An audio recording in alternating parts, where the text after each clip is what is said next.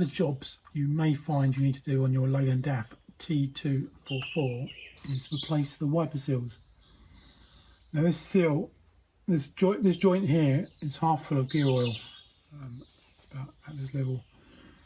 And there's a seal on it which keeps the gear oil in and scrapes the dirt off the ball joint.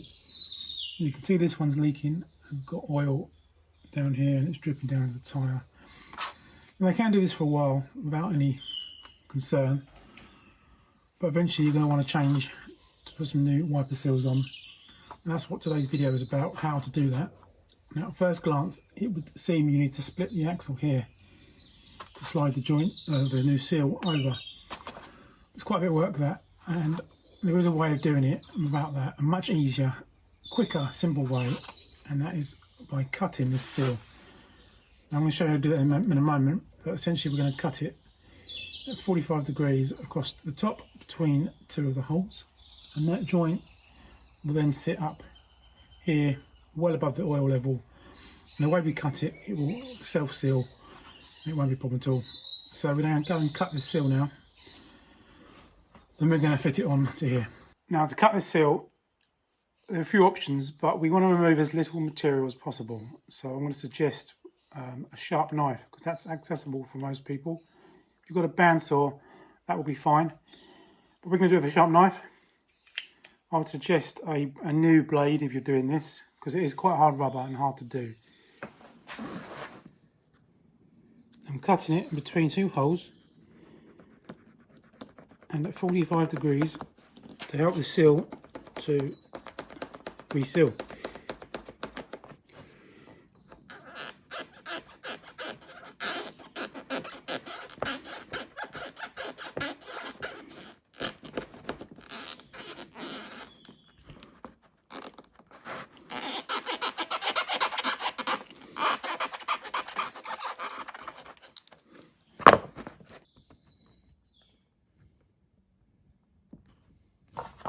So now that that's cut, the next job is to actually remove the seal.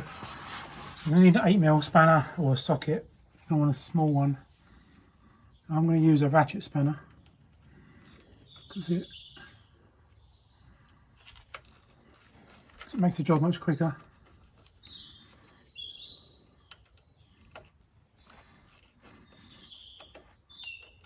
They're not particularly tight.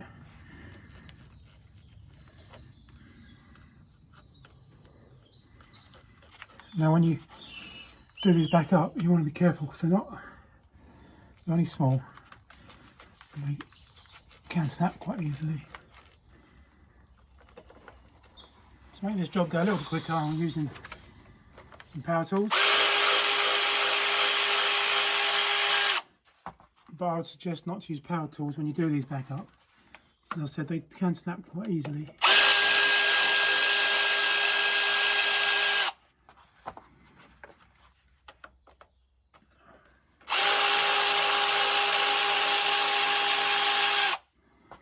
And when we take this seal out, as I said, it's full of oil.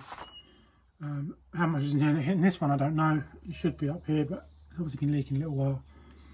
But oil's going to come out and end up all on the floor. So you might want to have some kind of dish, ideally to sit in here and just catch where the oil comes out.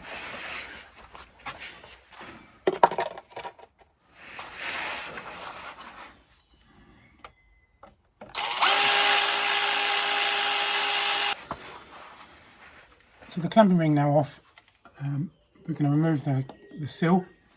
I'm going to try and use a screwdriver to pry it free. And remember, oil was going to come out of here, so I've got a little bowl to catch. And this seal looks like it's been cut at the top, so it's already been replaced at some point. So we won't need to cut this one.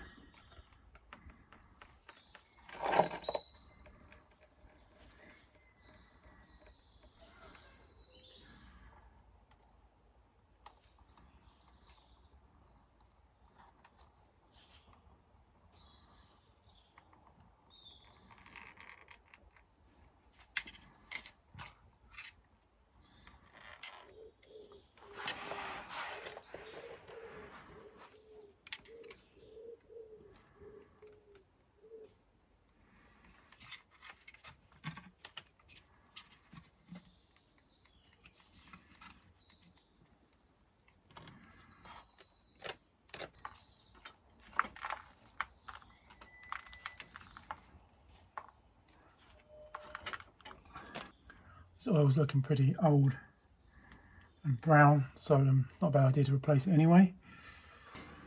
So now this one's been removed, majority of the oil's gone, but we're going to let this drip out, drain as much of the old oil as we can.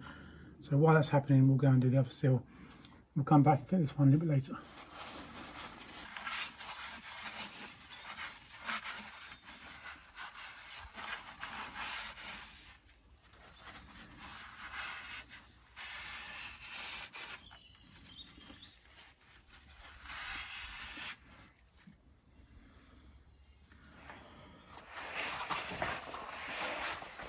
So time to fit the new seal. We want to put this around here without getting it covered in dirt.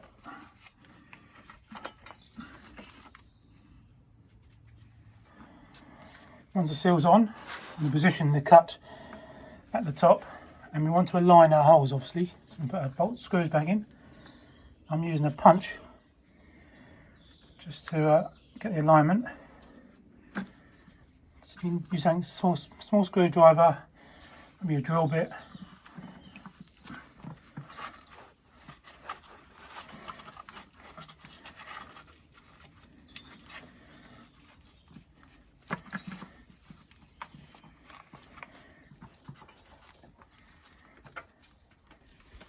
So I've put a couple of bolts in just to get the location correct.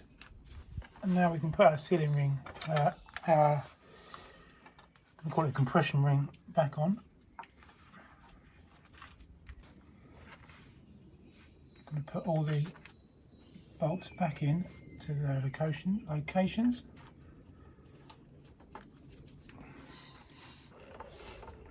Don't force these. I say again, they break easily.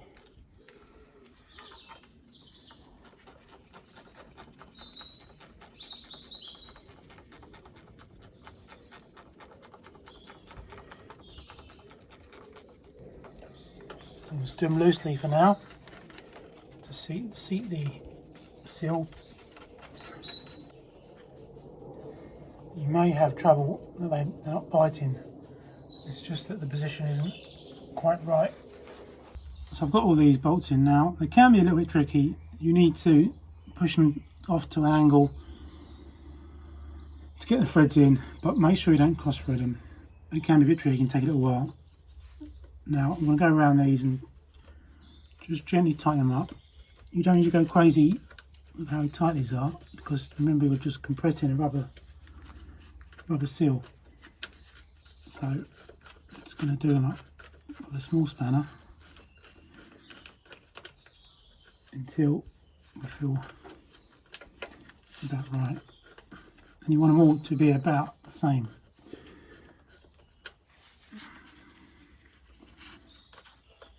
And the only job to do after we've done this is to not forget to refill the oil. So here is your fill point, and you're going to need something like a 1/2 inch breaker bar to open it up.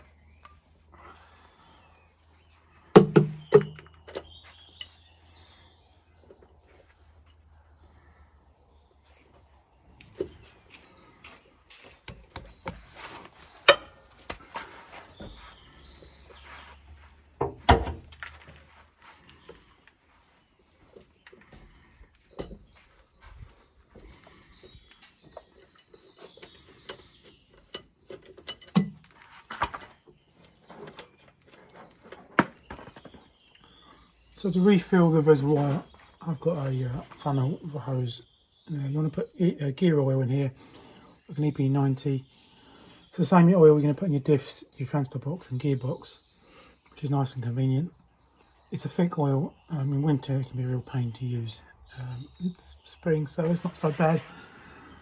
But it's, as I said, you've got this ball joint and a horizontal hole, so it can be difficult to get it in there. You can see it's starting to come in. I'm just going to feed it in slowly until it overfills. I've tried various other methods, from pouring it in with funnels or jugs, and if you put it in too quickly it just comes back out because the space to get the oil in is very small. And you'll see this once you get that bung out, you'll see what I mean. So that's it, job complete. Only thing left to do is to, once it's filled, put the bung back in. Make sure you clean that, it's got a magnet on it, give that a clean. And that's job done. And then do the other side exactly the same, and you'll have leak-free wiper seals. So that's the wiper seals changed. You can buy the appropriate oil for your differentials, gearbox, transfer box and the hub seals from my website, Matthew Payne Adventurer, also on Overland Monkey, and you can also buy engine oil, filters, etc. on those websites as well.